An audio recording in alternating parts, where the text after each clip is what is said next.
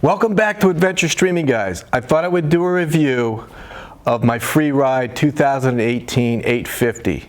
I have 685 miles on it, and you might be surprised on what I have to say.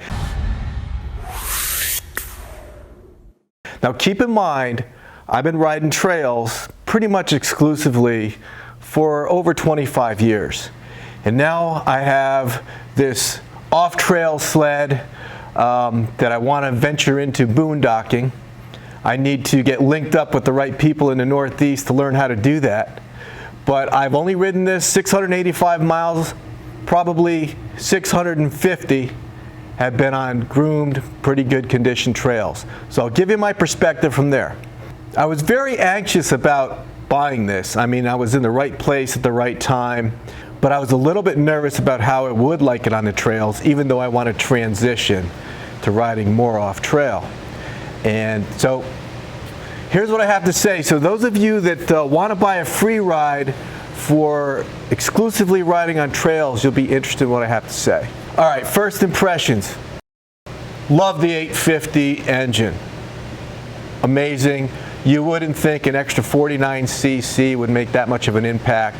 And obviously the Gen 4 does have an impact on the way everything feels, the weight distribution.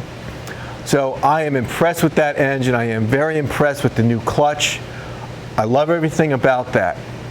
The key thing for trail riding though is being able to go into a turn without a bunch of ski lift, being able to control the sled. I'm coming off a 129, which I still have. You've seen that in my other videos, my XRS 129 800. I've had that thing dialed in to the way I like to ride trails. This is very narrow. I have this on the widest ski stance, and it's still 2 inches narrower. It's 48, and the XRS is 50. I mean, I'm within centimeters, so I'm sure those that want to look up the specs can see that. So, instead of doing a corner at 60, I'm just putting numbers out there. You're doing a corner comfortably and confidently here at much lower speeds, at 40. You can absolutely ride this thing on the trails, no doubt about it. I got 650 miles out of the 685 miles on the trail. But straightaway is fantastic. I love how narrow this is. I love the way it feels, but I can't and don't have the confidence of my XRS. So that's an interesting perspective. I will not keep this sled unless I do get into boondocking. It just wouldn't be the right sled for me. This thing is killer in the snow, even though I don't know how to ride in powder yet. It's very fun to maneuver. It's very agile. You can do really sharp turns with it, when I'm able to stay on it. But on the trail, nah. So let's go over a few things. So on the Gen 4 and on this Freeride, this is a 137. I actually like the simplicity of the controls. These are combined, so there's no separate warming device for your thumb. High and low beams. And then everything on your gauge, it's just one button. You got to scroll through everything. I didn't think I would like that, but after a few miles getting used to it, it's easy, it's simple, everything that you need. I did add the adjustable riser.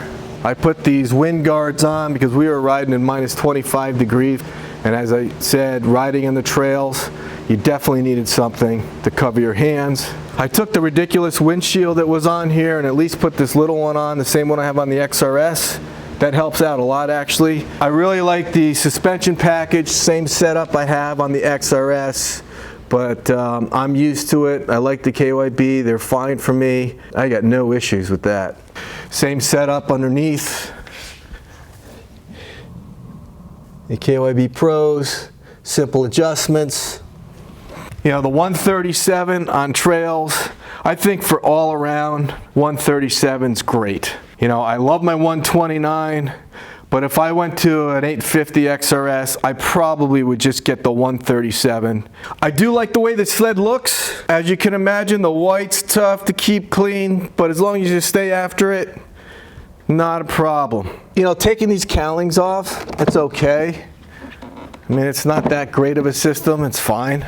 I'll tell you one thing I really don't like is this belt cover, clutch cover. This thing is a pain in the butt to take on and off and to get set. Come on, with all those fantastic engineers at Ski Doo, you guys got to come up with a better system. So that's one major issue I have with it. See, as you can see, I do have these skis on the widest position. Here's the spacer. All right, if I want it on a narrow position, it's not as intuitive as you think. You'd put it here. But if you put it here, it pushes the ski in, right? Obviously pushing this here pushes the ski out. For trail riding, this is a good setup. It's a little bit tall, taller than the XRS. So in conclusion, you know, after 685 miles, love the G4 setup. Like the way it feels. I like how you can maneuver around it. I like the narrowness. Definitely can feel the difference in the weight. The 850 is an animal. This thing pulls. I love the gearing of this. It's definitely lower gear than the XRS, but it's phenomenal. In the turns, not comfortable with it. This is not a sled to buy if you're going to exclusively trail ride. There are much better options. The whole MXZ line, the TNT X's and XRS, in my opinion, would be much better if you're going to exclusively ride trails. So I'm looking forward to trying to get this thing off trails. If there's any guys out there in the Northeast that want to teach an old dog new tricks, let me know, leave me a comment. Thought this might be interesting to you. I am excited about the sled. I'm not disappointed with it because I knew that it wouldn't be the perfect trail sled, so I'm not complaining about that. I did not buy it for the wrong reasons, but if there are guys out there that want to buy this just for trail riding, just want to give you my 2 cents, there are much better options. And if I don't get hooked up and start doing some boondocking, I'll definitely sell this and get an 850 XRS. So, until next time, enjoy your adventures, ride safe, and appreciate your subscriptions to help support the channel. Give us comments because that helps us out as well. Take care.